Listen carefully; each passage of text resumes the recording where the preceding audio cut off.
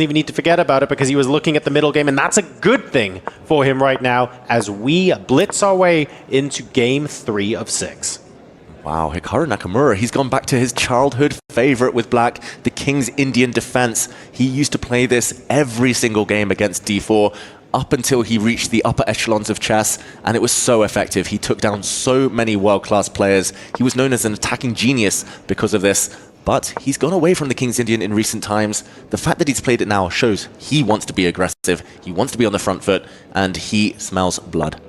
Going back to his roots, Hikaru Nakamura, this promises a mega entertaining fight. And the other big expert of the King's Indian defense is none other than Garry Kasparov in his biggest days, at his peak. The one player Magnus Carlsen believes is actually better than him in the history of the game.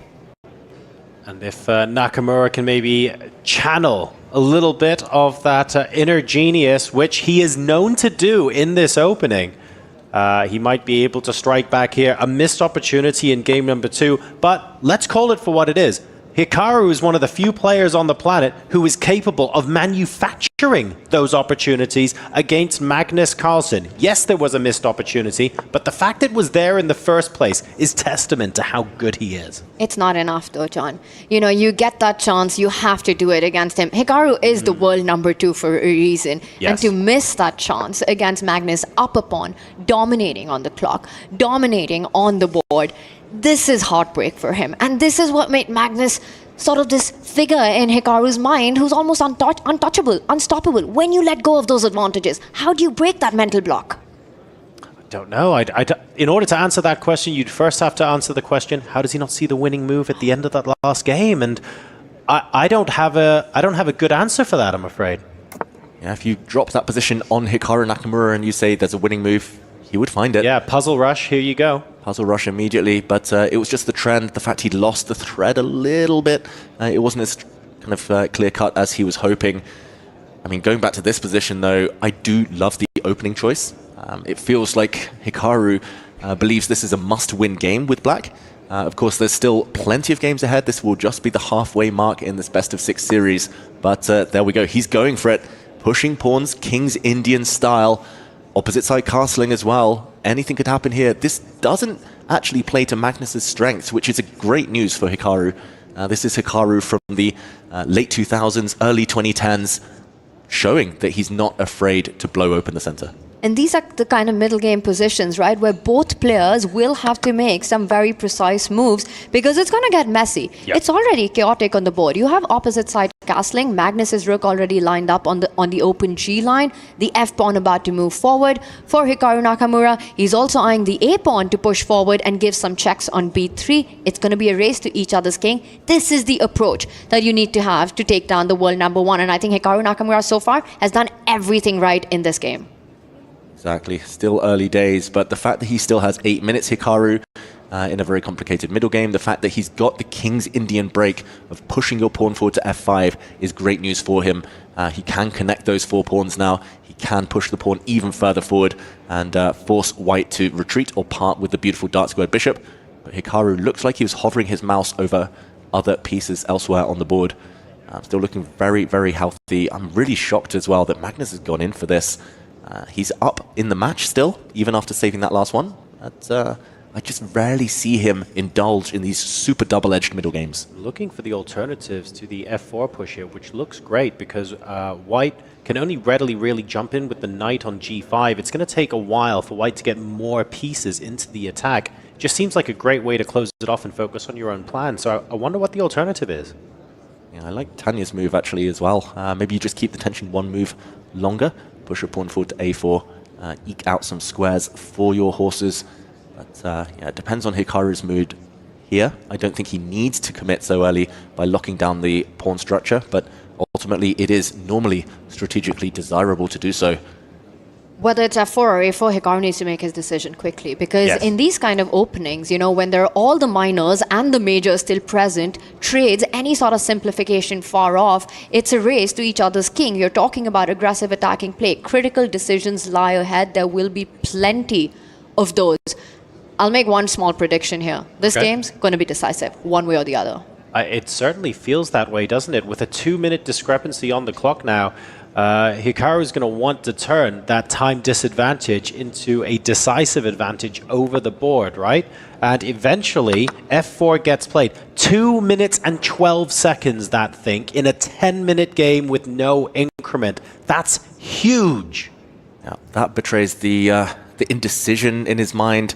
Maybe the confidence shook by not converting the advantage in the previous game. Hikaru, his position here, super healthy. The eval bar even says that black has a small advantage, especially while the light squared bishops remain on the board. Magnus will be aiming to trade those pieces in the near future. But yeah, that time usage could come back and sting him later.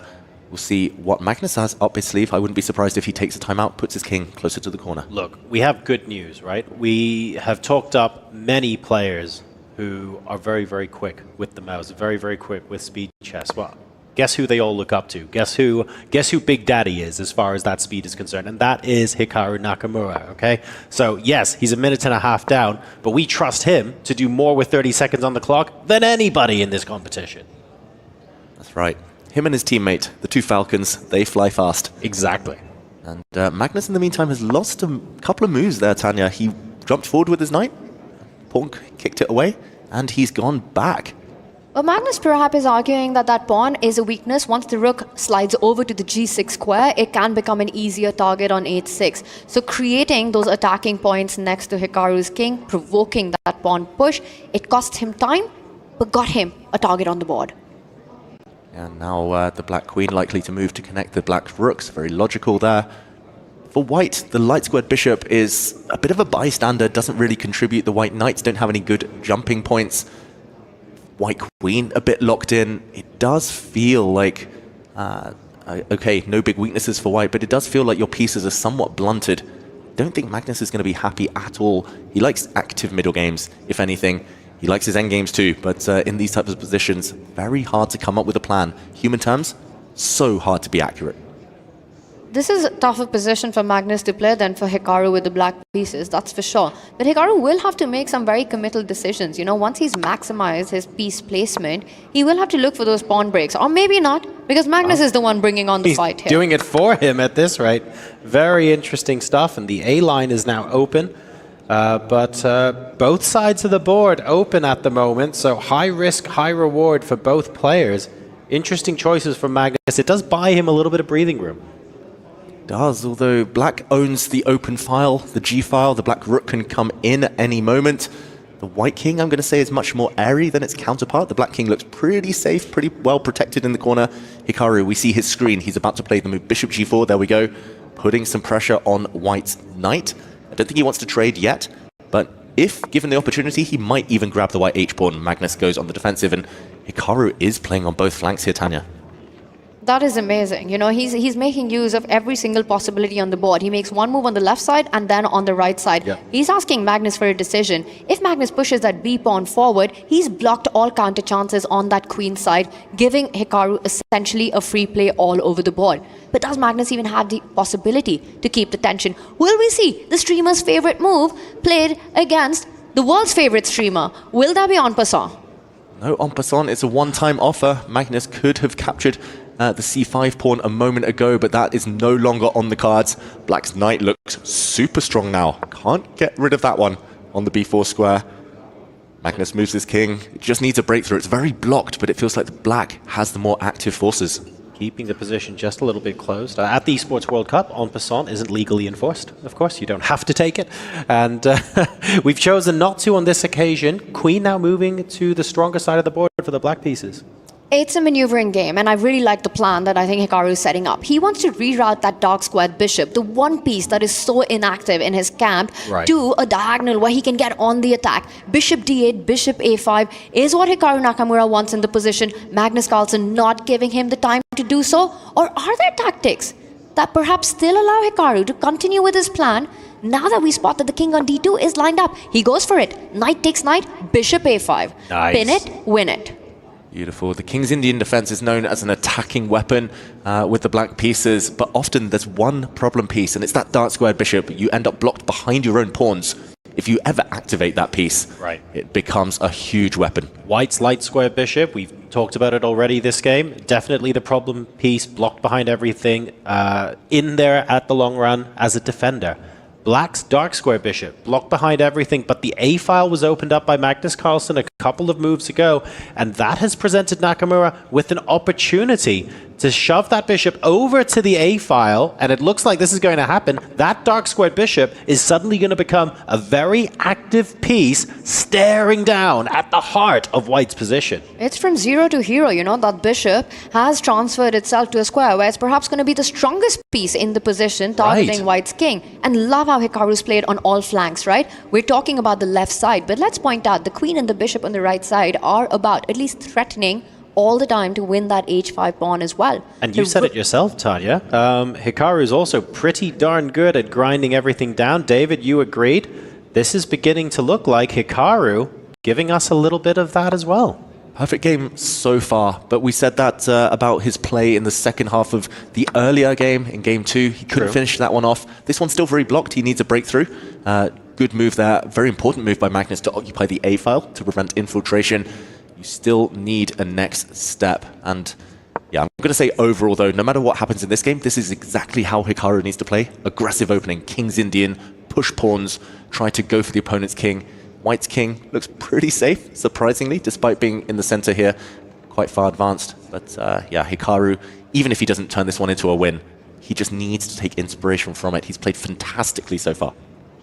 He really has. I'm going to point out, though, I love how Magnus's king is just chilling in the center. You know, it's surrounded by his own pawns, but it's also playing a key defensive roles to exactly those central pawns, knowing that if any check happens, it might be game over, but any check is far away from that. And as I said, he tries to get it back to safety, sort of passing the ball to Hikaru right now, and Hikaru comes in with another plan. You know, it's all about the A file. I think he wants to get his queen over to B7, assist it to bring the rook and start attacking the white queen from A8 and give those very important checks. And hang on a second, because the white queen is going to be the first piece to infiltrate, and the Silicon does not like that at all. We are now trapped behind enemy lines. Look at Magnus shaking his head. The white queen has no way home. It's going to be sitting on that silly square for the rest of this game. And the light squared bishop, it can come and start targeting it. And it does. Is Magnus Carlsen about to lose his queen? We need to see Magnus here. Hikaru just needs to get his bishop out the way. We see a round of applause. The crowd goes wild. Hikaru fans there in the audience here in Riyadh. The white queen is still alive for now, but all you need to do is bring the bishop across. She's only got one safe square. Then you slide the rook. That Magnus Carlsen's queen is about to fall. He plays on. Hikaru Nakamura has to take this point, though. He has to. He can't mess this up for the second time. Team Falcon, big support there. The home favorite team, Magnus Carlsen resign. Hikaru Nakamura is back in the match.